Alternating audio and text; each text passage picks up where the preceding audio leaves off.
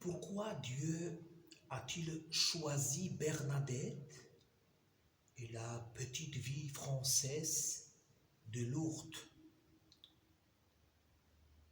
Pourquoi Dieu a-t-il choisi les enfants portugais et le petit village de Fatima? Pourquoi Dieu a-t-il choisi la simple fille polonaise, Faustine, pour rappeler sa miséricorde? Ces personnes, Bernadette, François et Jacinthe, Lucie et Faustine, unissent la simplicité, le manque d'éducation, l'humilité, la pauvreté, la souffrance à cause de la maladie et avant tout, la souffrance à cause de l'incompréhension et le rejet de leur mission par les gens. Mais même si ces apparitions se sont trouvées en France, au Portugal, en Pologne, elles sont la parole de Dieu pour tout le monde entier. Aujourd'hui, nous voulons nous concentrer sur les apparitions de Jésus à sœur Faustine, la fête de la miséricorde que nous célébrons aujourd'hui est l'un des fruits de ces apparitions. Alors, pourquoi Dieu a-t-il choisi la simple fille polonaise, Faustine, pour nous rappeler sa miséricorde? Pour comprendre cela, il est bon de se souvenir du contexte historique de ces apparitions. Faustine est née avant la Première Guerre mondiale. À cette époque, la Pologne n'existait pas sur les cartes d'Europe. Pendant une période de 123 ans, elle était occupée par des Allemands, des Autrichiens et des Russes. L'enfance de sœur Faustine a été marquée par la guerre. Mais il faut rappeler que la guerre pour les Polonais ne s'est pas terminée le 11 novembre 1918. L'État qui a récupéré son indépendance après la guerre mondiale a été attaqué par l'armée rouge, l'armée de Russes, qui ont voulu de nouveau occuper la Pologne et qui ont voulu diffuser, propager le communisme dans toute l'Europe. À cette période, pendant la guerre, Faustine a 15 ans. Après la guerre, elle a eu ses premières expériences mystiques qui l'ont appelée à la vie consacrée. Elle a réussi à commencer la vie dans sa congrégation en 1925. En vivant très simplement dans le monastère, en travaillant très durement, elle a vécu les rencontres avec Jésus qui lui a confié la mission d'être la secrétaire de la miséricorde de Dieu. La première apparition, quand Jésus est venu chez elle, comme il est apparu aux apôtres au Cénacle, s'est passé le 22 février 1931. Faustine l'a raconté dans ce petit journal. Ce soir, après que j'étais dans ma cellule, je vis le Seigneur Jésus, revêtu d'une tunique blanche.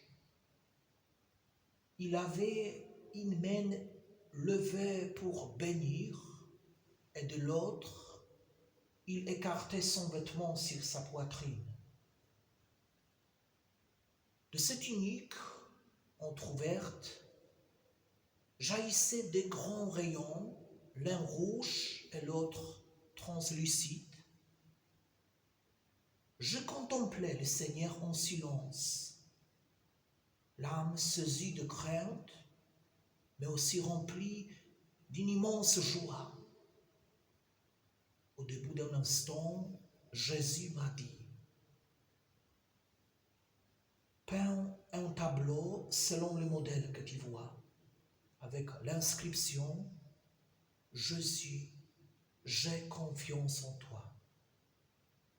Je désire que l'on vénère ce tableau, d'abord dans votre chapelle, puis dans le monde entier.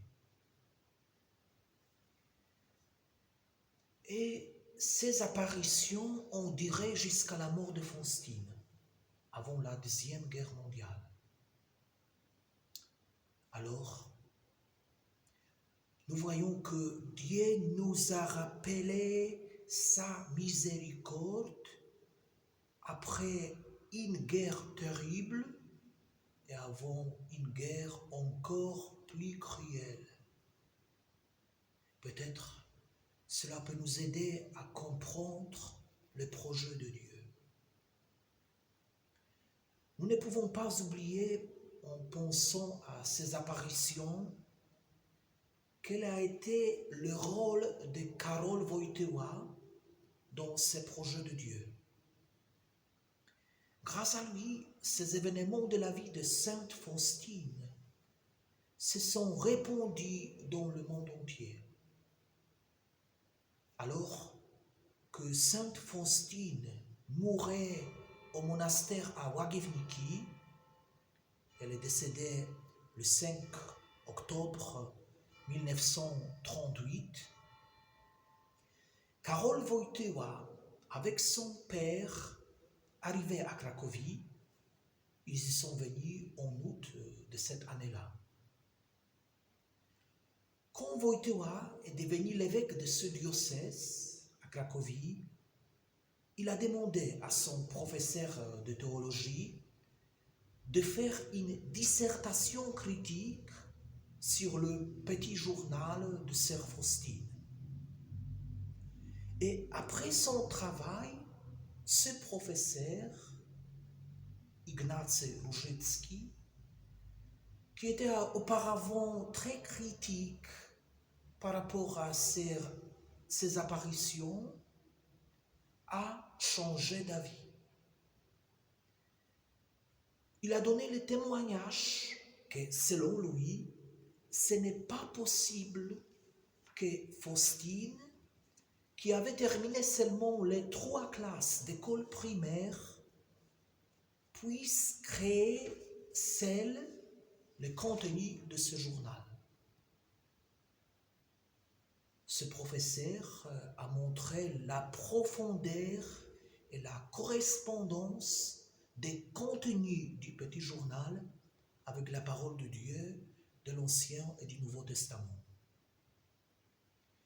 Et enfin, quand Karol Wojtyła est devenu pape, jusqu'à la fin de sa vie, il a propagé le culte de la miséricorde de Dieu.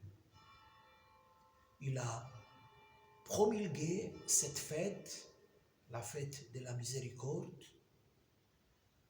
lors de la canonisation de Sainte Faustine en 2000 et pendant le dernier pèlerinage en Pologne, au sanctuaire de la miséricorde de Dieu à Łagiewnicki, à Cracovie, il a confié le monde au Dieu miséricordieux. Il y a dit, en se souvenant de l'histoire du XXe siècle, vraiment, le monde d'aujourd'hui a tellement besoin de la miséricorde de Dieu.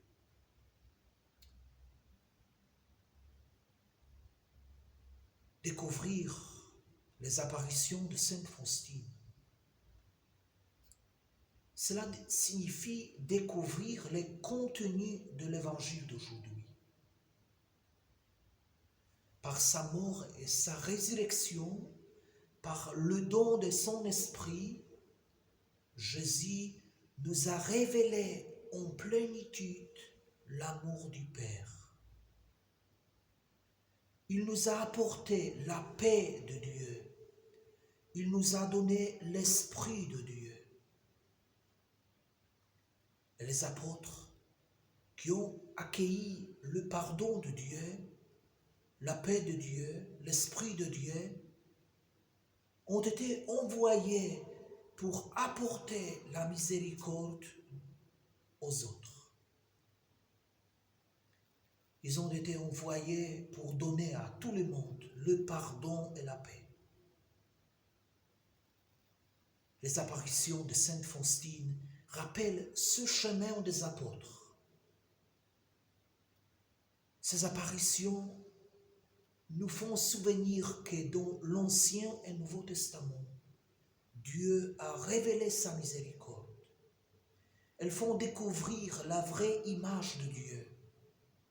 Et ensuite, ces apparitions nous invitent à faire confiance à Dieu pour accueillir sa miséricorde, son pardon et sa paix. Faire confiance à Jésus, c'est le cœur de ces apparitions parce que c'est le chemin vers le cœur de Dieu, le cœur miséricordieux de Dieu. Mais accueillir la miséricorde de Dieu, ce n'est pas tout. Accueillir le pardon de Dieu, la paix de Dieu. Les apparitions de Sainte Faustine nous appellent à être les témoins de cette miséricorde. Jésus a dit à Sainte Faustine, « Ma fille, si par ton intermédiaire, j'exige que les hommes vénèrent ma miséricorde, alors tu dois te distinguer la première par cette confiance en ma miséricorde. J'exige de toi des actes de miséricorde qui doivent découler de ton amour pour moi. Tu dois témoigner de la miséricorde à ton prochain, toujours et partout.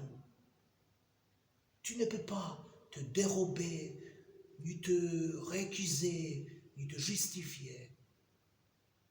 Je te donne 3 moyens de témoigner de la miséricorde à ton prochain. Le premier, c'est l'action. Le second, c'est la parole. Le troisième, c'est la prière.